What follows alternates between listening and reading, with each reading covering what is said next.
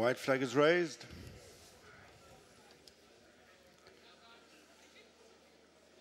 They jump off at the 2-4 start in the third race. The Barwon Racing bet 10, get 50 sign up offer mare's maiden hurdle. 12 flights to jump, and it's Pink in the Park. Close up on the outside as She's Overlooked. In between them, the grey mare Princess Zoe as they jump the first flight. Pink in the Park, Princess Zoe go on a couple of lengths in front of Ottazini. Lady Bank knocked back to 5th. She's Overlooked. Young Darlene is on the inside of Jumping Jet, followed by Watermark. At the rear of the field is Skinnender. Racing down towards the second and third flights in the back straight, matching strides. The principal pairing, Princess Zoe and Pink in the Park, 2.5 up. On the next couple, She's Overlooked and Ottazini. She's Overlooked, slight mistake. Then Lady Bank, Watermark and Jumping Jet. Young Darlene is one behind Skinnender. On they go to flight number 3. Approximately 2 miles from the finish. It's Princess Zoe into it just first from Pink in the Park. Then Ottazini, She's Overlooked. And Lady Bank and Watermark and Jumping Jet. Young Darlene with the back marker, Skinnender. Turning towards the fourth flight and shifting on by length, Princess Zoe.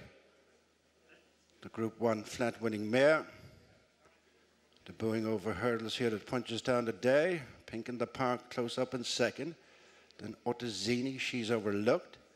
Lady Bank, Watermark. As they turn into the 2 flights in front of the stands.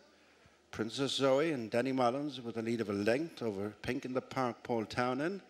2 lengths back to in third place, Ottazini and Sam Ewing, and then She's Overlooked and Richie Deegan. Lady Bank and Rachel Blackmore next, and then Watermark, Darrow Keefe, Jumping Jet, Jordan Gainford, Young Darlene and Donna Myler.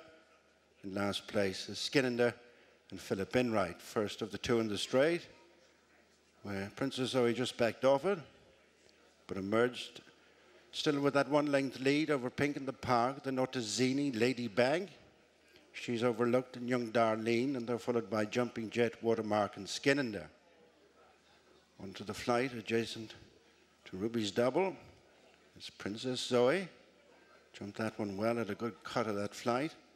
Extended her advantage over Pink in the Park, then Ottazini, Lady Bank. She's Overlooked next, and they're followed by Jumping Jet. Young Darlene has 2 behind, Watermark and Skinnender. Coming up to their point of departure. Another 6 flights left to jump as they head for the halfway stage. And the Barwon Racing mare's maiden hurdle over 2.5 miles. Princess Zoe the leader. Coming back to Pink in the Park. The margin now 2 to 3 lengths. And then Ottazini, Lady Bank. She's Overlooked as they go downhill to the flight which was their first. Princess Zoe up and over from Pink in the Park. Ottazini, Lady Bank has moved into 4th place. Then She's Overlooked. Jumping Jet, Watermark, Young Darlene and Skinnender has been last from Flagfall. Down the far side they go. 5 flights left to jump. It's Princess Zoe in a lead of 3 lengths. Pink in the Park continues to give chase. Ottazini in third. Has never been too far off the 2 mares in front. And then She's Overlooked and Lady Bank, Watermark, Jumping Jet, Young Darlene. Last but 1 and Skinnender the back marker. Ottazini lost third there to Lady Bank. Right across from the stands with 4 flights left to jump. Princess Zoe attempting to make virtually all here. Pink in the Park in the red and white, followed by Lady Bank. On the inside, Ottazini, and then She's Overlooked, who's come under pressure. Then Jumping Jet, edging a little bit closer. On the rail is Young Darlene, and Skinnender relegates the struggling Watermark to be the back marker with 5 furlongs to race and 3 flights to jump. They're tightening up. Princess Zoe by just over a length to Pink in the Park. They continue 1 and 2. Coming to the 3rd last flight, Princess Zoe, Pink in the Park on the outside, almost on terms, Ottazini 3rd. And then Lady Bank as these 4 break away from Young Darlene, Jumping Jet and Skinnender and Watermark. The 2nd last, Princess Zoe joined by Pink in the Park. 2 in front of Ottazini. On the outside is Lady Bank as they run the home turn. One flight left to jump. Princess Zoe has pink in the park off the bridle. And then Lady Bank and Ottesini turning in for the final flight.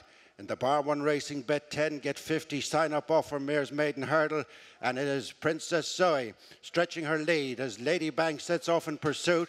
Pink in the park now back third, and then Ottesini, Young Darlene, Jumping Jet and Skinnander coming to the final flight. It's Princess Zoe and Danny Mullins into the last, steadied on the approach. Lady Bank is having a go on the near side. 150 yards left, and it is on the inside. Princess Zoe, Lady Bank, the near side. They're stride for stride, running up towards the finish. Princess Zoe and Lady Bank, Princess Zoe. That's very tight, very tight. In third, Ottesini, Jumping Jet in fourth. It's gone to the judge.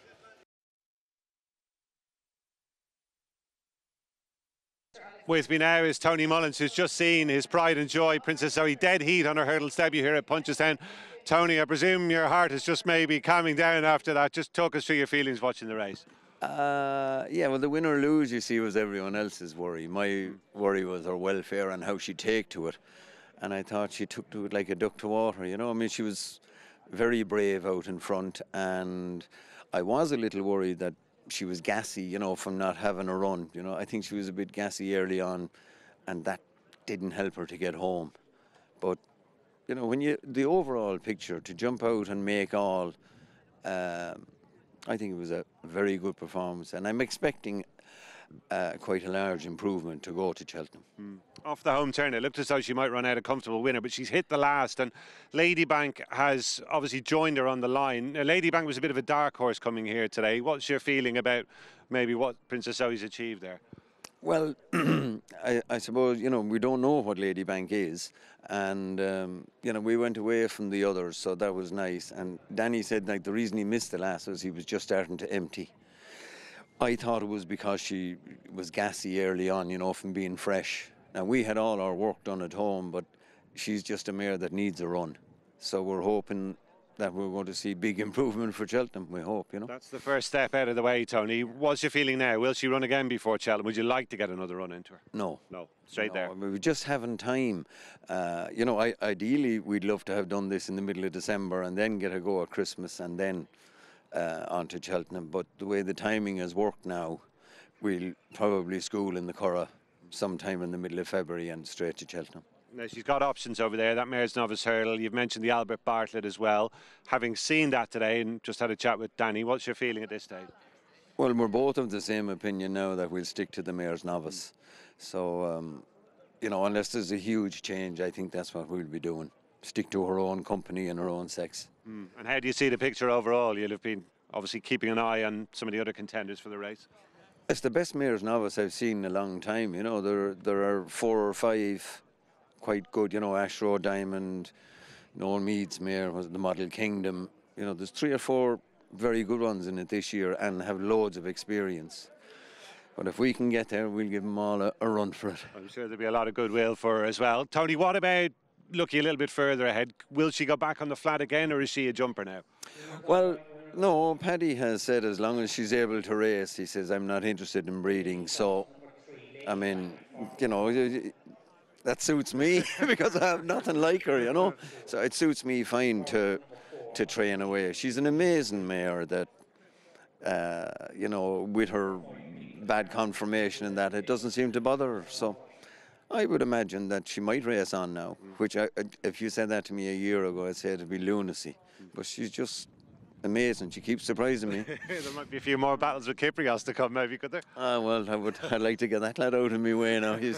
I'd say he's a powerhouse. That's like what he did in Longchamp was just unbelievable. To run all over the place and win 20 lengths.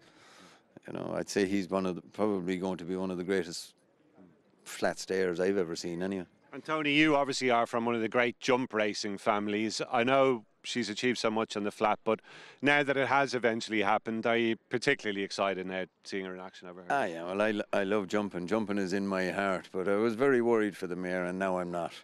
I mean, she loves it. To jump out there today and jump out on her own and go around for 2.5 miles is a very, very brave performance out of her. So I have no worries about her jumping now, and I'm relaxed. And I was very nervous, like, coming into it. Very.